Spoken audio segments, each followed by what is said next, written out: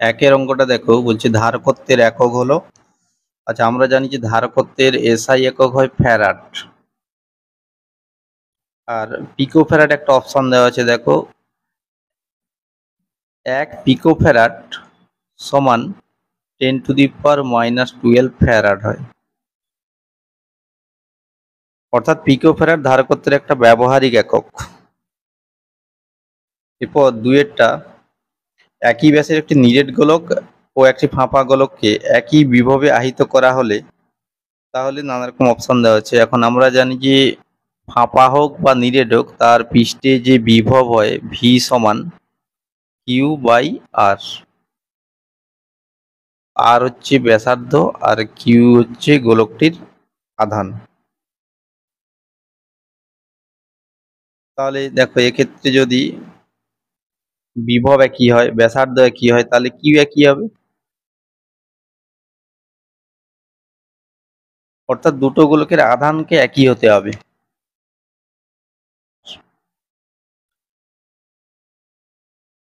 আচ্ছা, গোলীয় পরিবাহী ধারকত্ব হয় সি সমান 4πε0 r। তো 4πε0 এটার মান হয় 1/9 × 10⁹। আর এর মান দেওয়া রয়েছে 1 মিটার। তাহলে যদি এটা সরল করি, এটার মান হয় 1.1 × 10⁻⁻10 ফ্যারাড।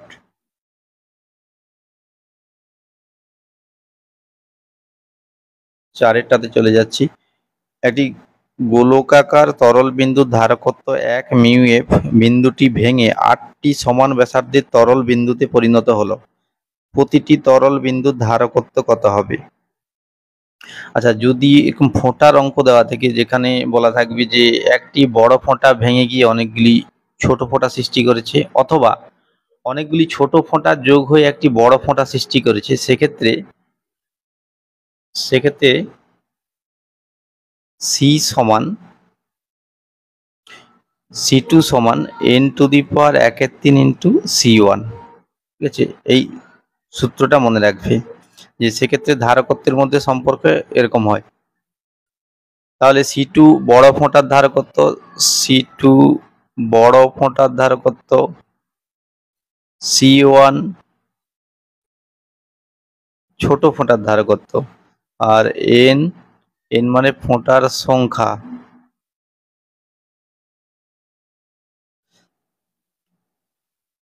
আচ্ছা, এখানে দেখো বড়টার ধারকত্ব দেওয়া আছে 1 মাইক্রোফ্যারাডেই রাখবো ওটাকে। n এর মান 8, আর C1 মানে ছোট ফোঁটার ধারকত্ব, যেটা তোমাকে বের করতে হবে। আচ্ছা, 8 মানে 2 এর কিউব,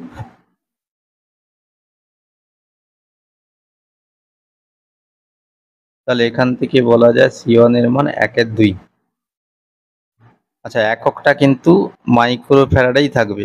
যেমন বড়টা ধারকত্ব যে একক ছিল, ছোটটা ধারকত্ব একই এককে থাকবে কিন্তু।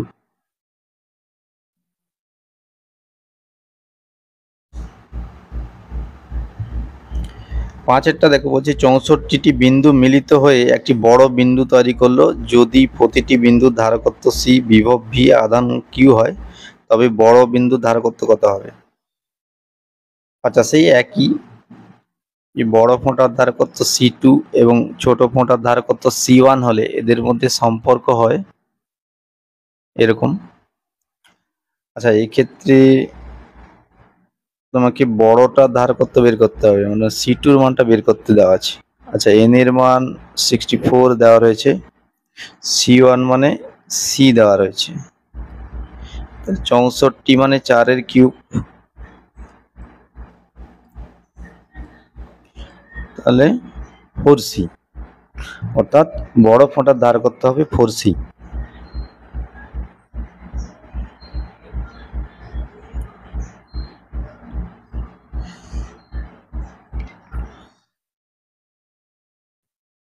ছয়ের দাগের যে অঙ্কটা রয়েছে, তোমরা অঙ্কটা পড়ে নিবে, আমি জাস্ট ক্যালকুলেশনে চলে যাচ্ছি। দেখো, যদি দুটো পরিবাহী তাদেরকে যোগ করা হয়, যদি তার দিয়ে যোগ করা হয় অথবা স্পর্শ করা হয়, তাহলে তাদের বিভব সমান হয়। অর্থাৎ এটার বিভব যদি V1 হয় আর বড়টার বিভব যদি V2 হয়, তাহলে V1 আর V2 সমান। এবার আমরা জানি যে গোলীয় পরিবাহী পৃষ্ঠে বিভবের রাশিমালা কি হয় না, বিভবের রাশিমালা Q/R, অর্থাৎ ছোটর ক্ষেত্রে Q/R1, বড়টার ক্ষেত্রে আধানটা ধরে নিচ্ছি Q2, এটাতে Q1 ধরে নাও, এটাতে আধান আছে Q2, এটা রেডিয়াসটা R1 ধরে নাও, এটা রেডিয়াসটা R2 ধরে নাও। তো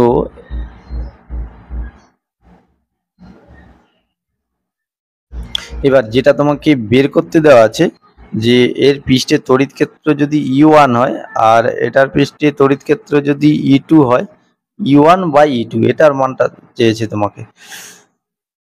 তাহলে দেখো, আমরা জানি যে E1 সমান Q1/R1 স্কোয়ার, আবার E2 সমান Q2/R2 এর স্কোয়ার। বাদ করি যে E1 E2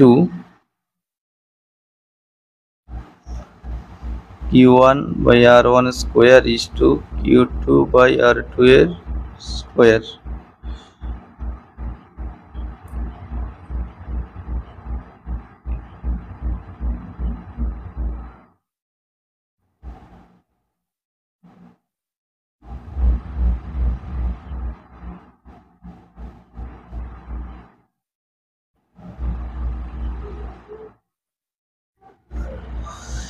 দেখো, Q/R1 মানে বিভবকে বোঝাচ্ছে V1, তাহলে V1/R1 is to একই রকম Q2/R2, এটা বিভবকে বোঝাচ্ছে V2, তাহলে V1 V2 সমান, দুটোকে সমান করে দাও, তাহলে এটা R2 is to R1, অর্থাৎ দ্বিতীয়টার ব্যাসার্ধ দেওয়া রয়েছে 2, তাহলে 2 is to 1।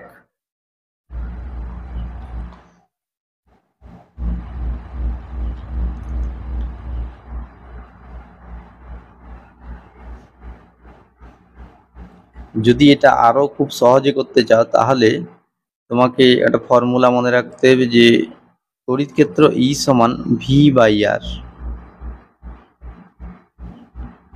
তো প্রথমটার ক্ষেত্রে E1, দ্বিতীয়টার ক্ষেত্রে E2, তাহলে V1/R1 E1 এর যেটা মান আর E2 এর মানটা V2/R2।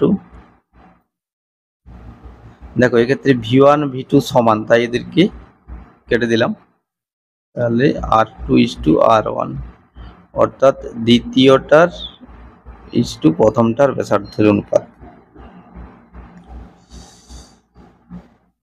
আচ্ছা, এরপর 7 যে অঙ্কটা রয়েছে এটা কিন্তু অলরেডি আগে হয়ে গেছে। 4 দাগের যে অঙ্কটা রয়েছে, 4 দাগের আর 7 দাগের অঙ্কটা একদম সেম। তাহলে নেক্সট 8 দাগে চলে যাচ্ছি। দেখো, 8 অঙ্কটা কি আছে তোমরা পড়ে নেবে।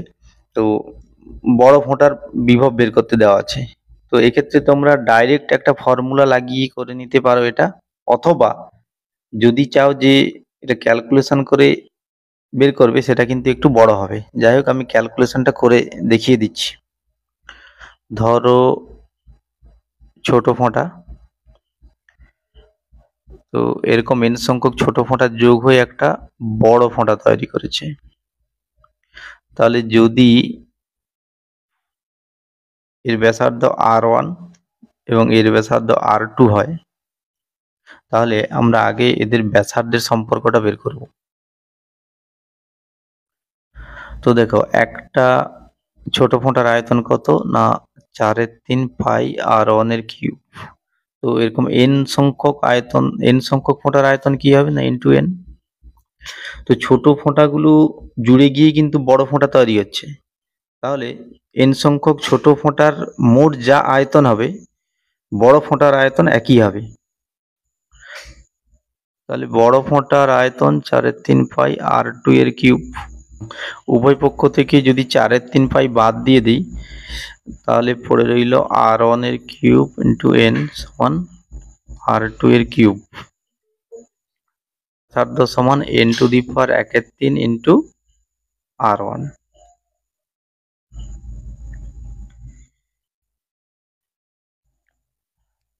আচ্ছা, ধরো ছোট ফোঁটার আধান কিউ, এক একটা ছোট ফোঁটার গায়ে কিউ আধান আছে, তাহলে ওর ছোট ফোঁটার যে মোট আধান, মানে এন সংখ্যক ছোট ফোঁটার মোট আধান এন কিউ, সেই মোট আধানটাই কিন্তু বড় ফোঁটার গায়ে গিয়ে জমা হবে, অর্থাৎ বড় ফোঁটার আধান হবে এন কিউ। এবার দেখো, ছোট ফোঁটার বিভব V1 ধরে নাও, বড় ফোঁটার বিভব V2 ধরে নাও,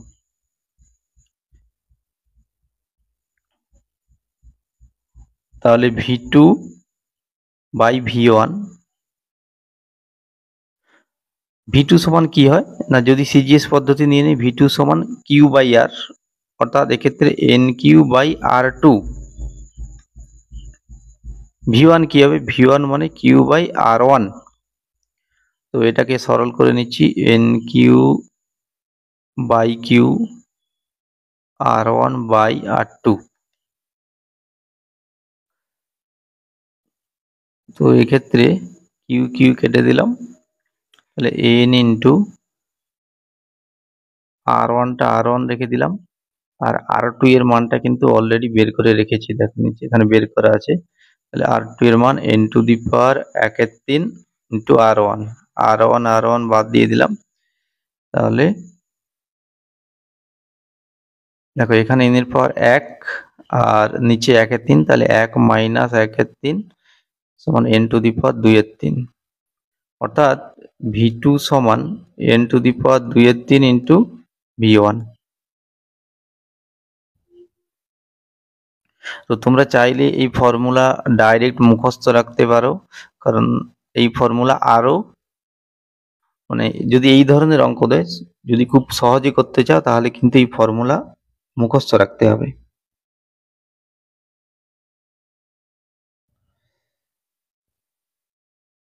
এরপর 9 যে অঙ্কটা রয়েছে, দেখো দুটো পরিবাহী যদি তাদেরকে যুক্ত করা হয়, যতক্ষণ না তাদের বিভব সমান হচ্ছে ততক্ষণ কিন্তু আধান যেতেই থাকবে, অর্থাৎ সি এরটা অ্যান্সার হবে। যখন বিভব সমান হয়ে যাবে তখন আধান যাওয়া বন্ধ হয়ে যাবে। আচ্ছা, এরপর 10 অঙ্কটাতে চলে যাচ্ছি। দুটি গোলীয় পরিবাহী দেওয়া আছে, যাদের ব্যাসার্ধ দেওয়া আছে R1 এবং R2, এবং তাদেরকে একটা সরু তার দিয়ে যুক্ত করা হয়েছে, তড়িৎবাহী তার দ্বারা যুক্ত করা হয়েছে। তাহলে এদের কি সমান হবে না, এদের বিভব সমান হবে কিন্তু। তাহলে যদি বিভব V1 V2 হয়, V1 সমান V2। এবার বিভবের রাশিমালা কি হয় না, বিভব V1 সমান কিউ বাই আর হয়, তাহলে এক্ষেত্রে কিউ বাই R1, আর দ্বিতীয়টির ক্ষেত্রে Q2 বাই R2। এবারে আধানের তলমাত্রিক ঘনত্ব ব্যাপারটা একটু জেনে নিতে হবে। দেখো, আধানের তলমাত্রিক ঘনত্ব মানে একক ক্ষেত্রফলে কত আধান রয়েছে। তো যদি দেখি যে এটা একটা গোলক ধরে নাও, গোলকটাতে ধরো কিউ আধান রয়েছে, এর ব্যাসার্ধ ধরে নাও আর, তাহলে বলতে পারি এর ক্ষেত্রফল তো 4πr², তাহলে 4πr² ক্ষেত্রফলে আধান আছে কত, আধান আছে কিউ, তাহলে একক ক্ষেত্রফলে আধান আছে কিউ বাই 4πr²। তো এটাকে সিগমা দ্বারা ডিনোট করা হয়, সিগমা সমান কি কিউ বাই 4πr²। আর এটাই তলমাত্রিক ঘনত্ব, একক ক্ষেত্রফলে যে আধান থাকে সেটাকেই তলমাত্রিক ঘনত্ব বলা হয়। তাহলে তলমাত্রিক ঘনত্ব সিগমা সমান এটা। আচ্ছা, যদি এই দুটো আমরা গুণ করে নিই, তাহলে দেখবো যে কিউ সমান সিগমা ইন্টু 4πr², তাহলে Q1 সমান সিগমা 1 4πr1²। আবার Q2 সমান সিগমা 2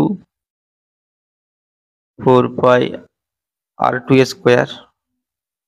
যদি আমরা মানগুলো বসিয়ে দিই এখানে দেখতে পাবো যে sigma 1 4 pi R1 square by R1, আর এটা sigma 2 4 pi R2 square by R2।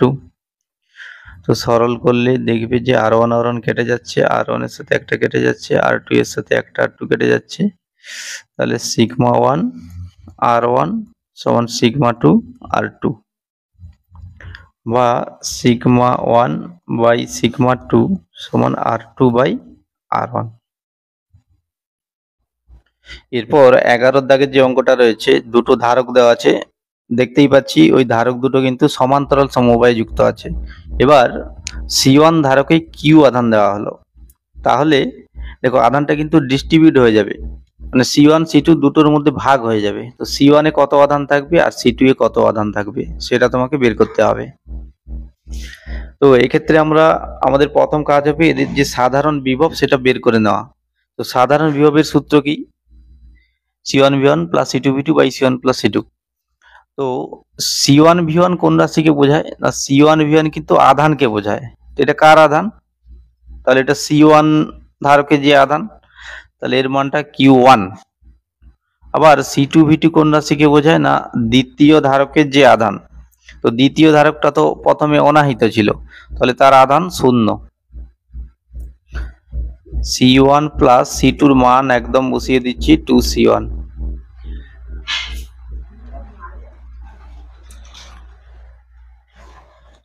এটা তাহলে সাধারণ বিভব পেয়ে গেছি। সাধারণ বিভব অর্থ কি? সাধারণ বিভব মানে উভয় ধারকের যে বিভব সেটা এটা। তাহলে তুমি এর ক্ষেত্রে যদি কিউ সমান সিভি লাগাও, তো এখন ধারকত্ব তো চেঞ্জ হবে না, ধারকত্ব C1 থাকবে, আর বিভবের মান কিন্তু Q1 বাই 3C1। তাহলে Q1। আবার এর ক্ষেত্রে যদি কিউ সমান সিভি লাগাও, সি এর মানটা 2C1, ভি এর মানটা Q1 বাই 3C1, তাহলে এটা 2Q1 বাই 3।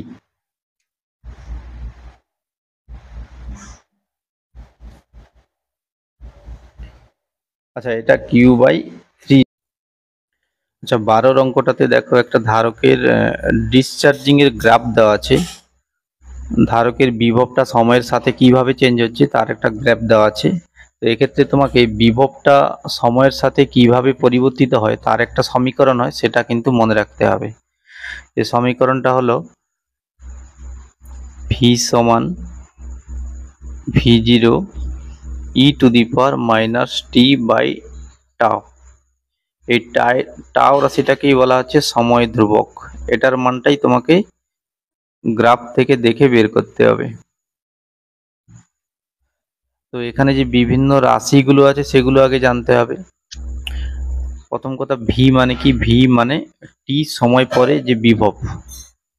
V0 মানে কি? V0 মানে একদম শুরুতে যে বিভব।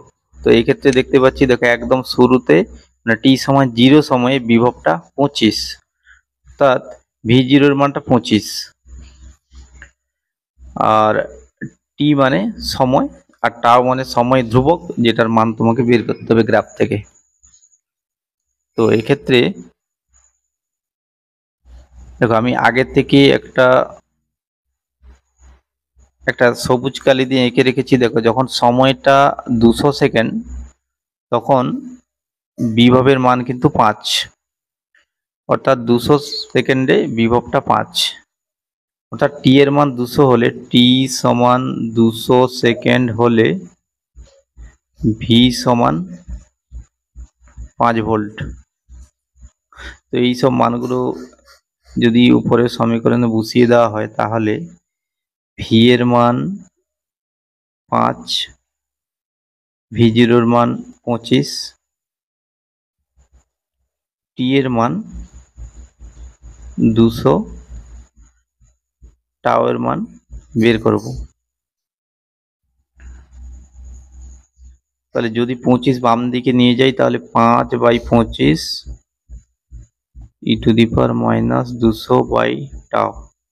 তাহলে 5/25, তো এখান থেকে তো বাম দিকে রইল 1/5। যদি উভয় পক্ষের ln নেই, ln 1/5 সমান, তো ln দেখো e⁻ থাকলে ln যদি না হয় সেক্ষেত্রে এটা আউট হয়ে যাবে।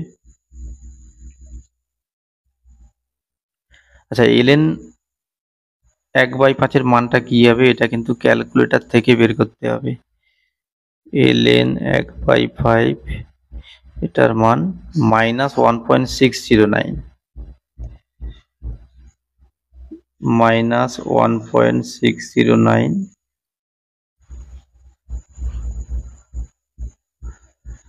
তো এখান থেকে টাও সমান 200/1.609।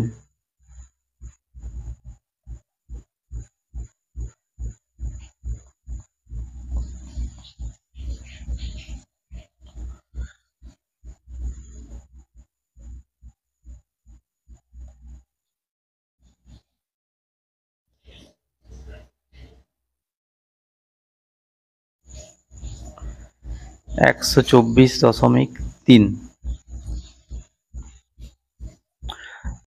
13 যে অঙ্কটা রয়েছে, আমরা জানি যে কিউ সমান সিভি বা সিভি সমান কিউ। তো এক্ষেত্রে কিন্তু কিউ একটা ধ্রুবক, মানে প্রত্যেকের আধান একই, তাহলে সিভি সমান ধ্রুবক করে দাও। তাহলে যদি আমি সি কে চেঞ্জ করি, তার ভি কেমন চেঞ্জ হবে, অর্থাৎ সি বনাম ভি এর লেখচিত্র কেমন হবে? না, এই ধরনের লেখচিত্র আগেও আমরা করে এসেছি। যদি পিভি সমান ধ্রুবক হয় সেক্ষেত্রে পি বনাম ভি লেখচিত্র কেমন হয়, না সমপরাবৃত্ত। তো এক্ষেত্রেও সি বনাম ভি বা ভি বনাম সি দুটো কিন্তু ভি বনাম সি সমপরাবৃত্ত হবে। এটা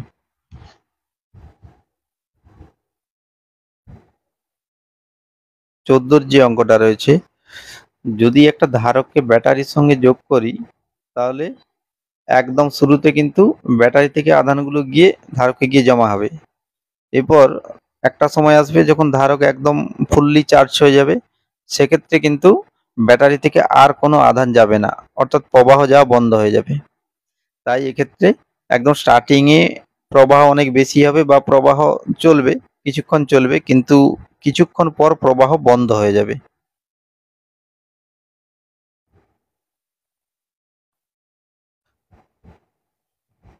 এরপর দেখো 15 যে অঙ্কটা রয়েছে, দুটো গোলীয় পরিবাহী যাদের ব্যাসার্ধ আর, 2r, তো এদেরকে একটা তার দিয়ে যদি যোগ করা হয় তাহলে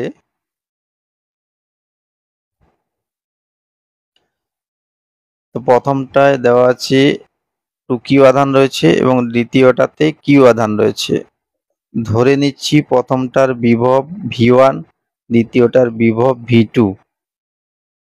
তাহলে তোমাকে বের করতে হবে যে কত আধান তারটার মধ্য দিয়ে প্রবাহিত হবে। তো আমরা জানি যে আধান সবসময় বেশি বিভব থেকে কম বিভবের দিকে যায়। তাহলে এক্ষেত্রে বিভবটা কার বেশি সেটা কিন্তু আগে বের করতে হবে। v1 সমান q/r, অর্থাৎ এক্ষেত্রে 2q/r, আবার v2 সমান q/2r। তাহলে দুটো তুলনা করে দেখতে পাচ্ছি, যদি আমরা নিচেরটাকে সমান করে দিই 2r করি তাহলে এটা কিন্তু 4q হয়ে যাচ্ছে, অর্থাৎ v1 এর মান 4q/2r, v2 এর মান q/2r, অর্থাৎ v1 বেশি এক্ষেত্রে। তাহলে আধান v1 থেকে v2 এর দিকে যাবে। এরপরে কি পরিমাণ আধান যাবে, না সেক্ষেত্রে আমরা আগে এদের সাধারণ বিভবটা বের করে নেব।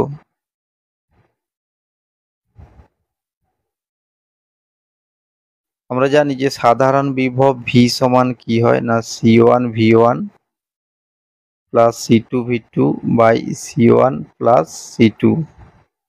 তো এক্ষেত্রে C1V1 মানে প্রথমটার আধান 2Q, C2V2 মানে এটা আধান, দ্বিতীয়টার আধান মানে Q।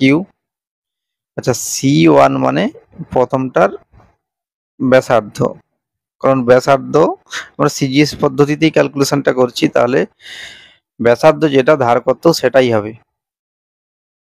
একইভাবে দ্বিতীয়টার ধারকত্ব 2R, তাহলে 3Q/3R সমান Q/R। তাহলে সাধারণ বিভবটা আমি পেয়ে গেছি। এবার এখন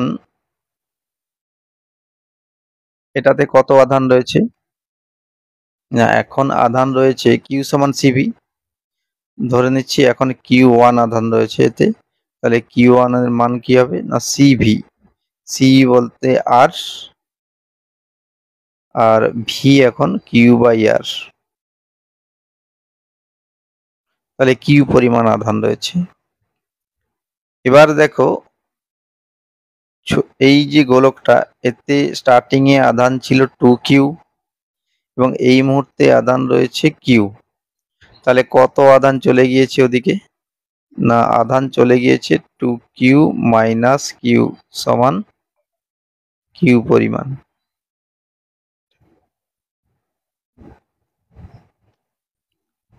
এই অঙ্কটা আরো খুব সহজে করা যেতে পারে, তো সেক্ষেত্রে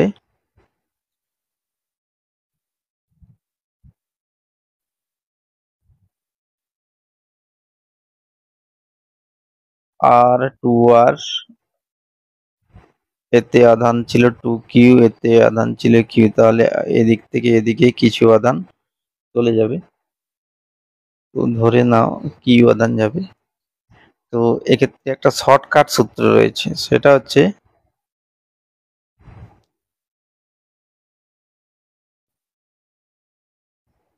এটা V1 এর বিভব V2। দেখো C1 মানে R, C2 মানে 2R,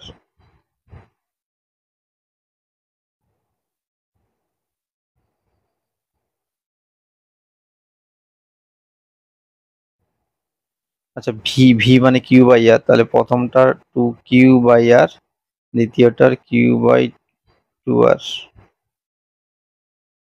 তাহলে এটা 2R² / 3R ইন্টু, এটাকে সরল করবে 2R 4Q - Q,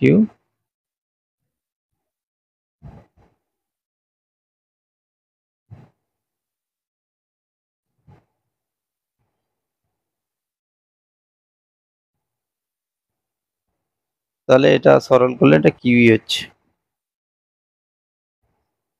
তাহলে এক্ষেত্রে তোমাকে এই যে শর্টকাট সূত্র এটা মনে রাখতেই চলবে।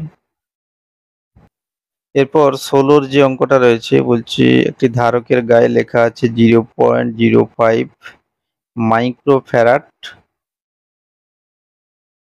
200 ভোল্ট, কোন রকম ক্ষতি না করে এতে কত আধান সঞ্চিত করা যেতে পারে। আচ্ছা, আমরা জানি যে কিউ সমান সিভি, এক্ষেত্রে সি এর মান 0.05 মাইক্রোফ্যারাড, যদি এটাকে ফ্যারাডে করে নেই 10⁻⁻6 দিয়ে গুণ করব। আবার ভি এর মান 200 ভোল্ট,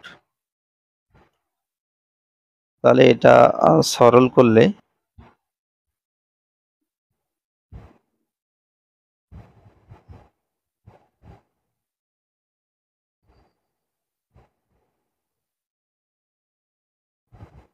(10⁻⁻5 কুলম।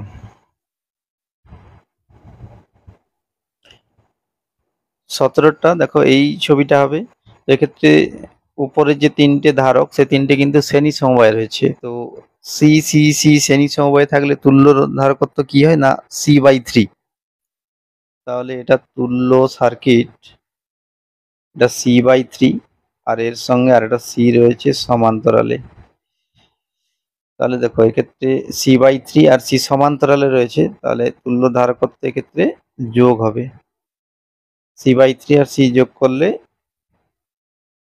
4/3c। 18 যে অঙ্কটা রয়েছে বলছে দুটো ধারক আছে C1 C2, তারা পরস্পর সমান্তরালে যুক্ত রয়েছে C1 C2। এবার সমবায়টাকে যদি কিউ পরিমাণ আধান দেওয়া হয় তাহলে দেখো কিউ পরিমাণ আধান দিলে তার কিছু অংশ এখানে, আবার বাকি অংশটা C2 ধারকে গিয়ে জমা হবে।